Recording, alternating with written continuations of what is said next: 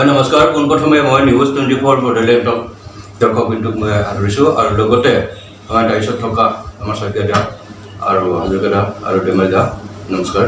মানে কথাটো হ'ল আপুনি যিটো প্ৰশ্ন সুধিছে এই প্ৰশ্নটোৰ উত্তৰটো এইটো মই দিব বিচাৰিছোঁ যে পোনপ্ৰথমতে যিটো নেকি আমাৰ বিটিআৰ বা BTC চুক্তি হোৱাৰ পিছত হাগ্ৰামক দেখি দিনা শইকীয়া দাৰ অলপ আগতে কৈ গ'ল যে অবৰো শব্দটো আচলতে এই অবৰো শব্দটো BPF চৰকাৰৰ শাসনত থকা চিফ হাগ্ৰামা মহিলাৰ দ্বাৰাই মানে উদ্ভৱ হোৱা বুলি অলপ আশংকা কৰা গৈছে।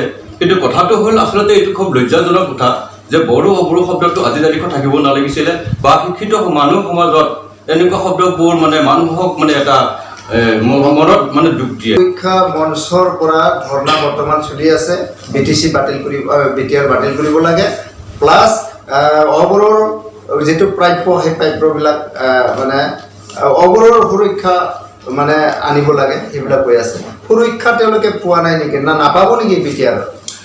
সুৰক্ষাটো সকলো জাতি জনগোষ্ঠীক দিবৰ কাৰণে যিটো নেকি শান্তি চুক্তি কৰিছে আমাৰ চাৰিটা যি চুক্তিকাৰী দলে যেহেতু এইটো চুক্তিটোত আপোনালোকৰ সকলো জাতি জনগোষ্ঠীক লৈ স্বীকৃত কৰা হৈছে। ইয়াত সকলো জাতি জনগোষ্ঠীক মানে সুৰক্ষা দিয়াৰ কাৰণে যিটো চুক্তি হৈছে এই কথাখিনি সকলো জাতি জনগোষ্ঠীক বুজি পাইছে। কিন্তু ইয়াতে যিসকল ব্যক্তিয়ে নেকি নিজৰ গাদীটো বা শাসনটো বচাবৰ কাৰণে স্বাৰ্থত এই মানে এইবিলাক মানে কোনো জাতি জনগোষ্ঠী বা অবৰো শব্দটো যিহেতুকে বাৰে বাৰে এৰি আছে যে এছামিছ ক্লাষ্টাৰৰ মানুহ বা তেনেকুৱা বিহাৰী বাঙালী ইত্যাদি এইবিলাক মানে জনগোষ্ঠীয়ে এই সুবিধাৰ পৰা বঞ্চিত হ'ব বুলি তেওঁলোকক মানে মূৰ্খ সজাই আছে। এই মূৰ্খ সজাৰ ক্ষেত্ৰত তেখেতসকলক বিমূৰত পেলাই তেনে নিজৰ শাসনটো গাদীত আহিবৰ কাৰণে এইটো ষড়যন্ত্ৰ কৰি তেওঁলোকে চলাই আছে। কিন্তু মানে পটকৈ প্ৰকাশ পাইছে যে শান্তি চুক্তিখনত যে সকলো জাতি জনগোষ্ঠীক সকলোৱে সমানভাৱে মানে কি সুবিধা প্ৰদান কৰা হ'ব বুলি আৰু বিভিন্ন আঁচনি আছে। আঁচনিৰ জৰিয়তে ইয়াত বসবাস কৰি থকা বিভিন্ন জাতি জনগোষ্ঠীৰ উঠি অহা যুৱক যুৱতীবিলাকে আজিৰ তাৰিখত নিবনুৱা হৈ আছে। নিবনুৱা সমস্যাটো সমাধানৰ ক্ষেত্ৰত অসম চৰকাৰেও বা ভাৰত চৰকাৰেও পৰা নাই। তেনেস্থলত আমাৰ বিশেষকৈ এই চুক্তিৰ জৰিয়তে আমাৰ BTCত বা BTR বসবাস কৰা শিক্ষিত যুৱক যুৱতীসকলক সংস্থাপন দিয়াৰ ক্ষেত্ৰত যিবিলাকে আঁচনি লৈছে এইখিনি আদৰি লোৱাটো মই সকলো জাতি জনগোষ্ঠীক মই আহ্বান জনাইছোঁ। কিয়নো আমি যদি শিক্ষিত যুৱক যুৱতীসকলক যদি আমি উন্নতি কৰিব নোৱাৰোঁ, নিজৰ সমাজখন যদি আমি ঠিক কৰিব নোৱাৰোঁ, নিজৰ মানে সমস্যাবোৰ যদি সমাধান কৰিব নোৱাৰোঁ, তেনেহ'লে ইয়াত আমি বসবাস কৰি তেনে নিজকে অকণমান শান্তি লাভ কৰিব মানে অপাৰক হ'ম।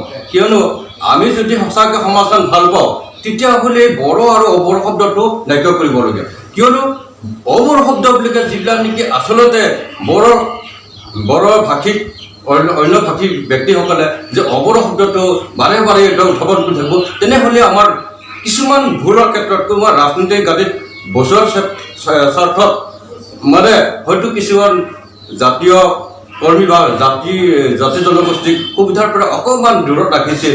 এই দুখটোক পাই তেনে অবৰো শব্দটো উঠাইছিল যিহেতুকে। তো সেই শব্দটোক মানে যিজনে ভুল কৰিছিলে সেই ভুল কৰাজনৰ গাত নালাগে, বৰঞ্চ এতিয়া যিবিলাক নেকি আমাৰ বড়ো ভাষীৰ লোকসকলক মানে এই বাৰে বাৰে শব্দটো আহি থাকিলে অলপ দুখ লাগে। কিয়নো আমি কোনো এটা জাতি জনগোষ্ঠীক যেতিয়া আৰু বেলেগকৈ অনা অসমীয়া বুলি ক'ব যাওঁ, অনা ৰাভা বুলি ক'ব যাওঁ, অনা বঙালী বুলি ক'ব যাওঁ, এটা শ্ৰেণী এটা জনগোষ্ঠীক মানে অলপ দূৰত থৈ থকা তেনেকুৱা ক্ষেত্ৰত হয়।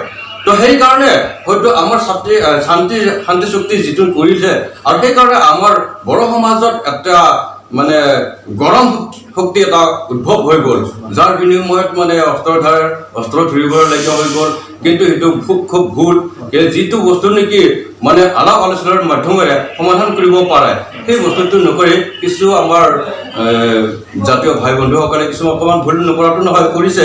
কিন্তু আজিৰ তাৰিখত যিটো নেকি অস্ত্ৰৰ জঞ্জনি আছিলে সেই অস্ত্ৰৰ জঞ্জনিটো নথকা নোহোৱা হৈ গ'ল।